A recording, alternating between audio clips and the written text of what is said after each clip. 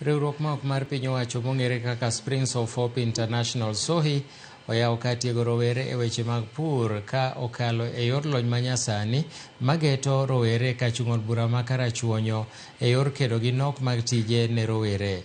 Kar tiegruok Nairobi iluongo ni Adiedo Transformation Center bende biro bedo center ma riwruogno ero biro tiyo godo mar konyo rowere somo yore mag pur kaachiel gi yore mag mbui mondo omi giyud lony manyasani e chenro mag pur ma gitimo.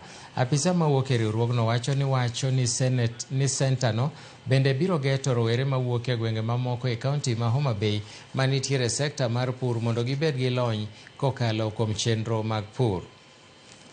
Gino motimo kate bath ode nyalore emomiyo puodho ni nie Karachuonyo kamotwo.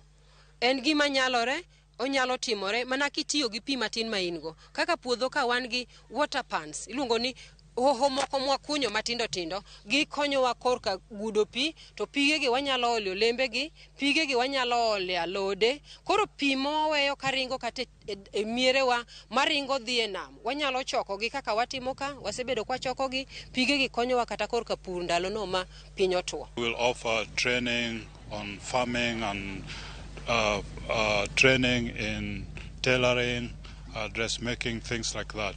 To be a place where there will be a lot of activity going on, and our target people are the youth in the community. Wan gi puothe ma nitiere olembe mopogore opogore gi alode mopidhi ma youth nyalo biro kwayo tich kendo biro yudo tich kanyendo e puodho. Adiedo Transformation Center, which I know will help a lot of youths outside there with jobs, those who are unemployed.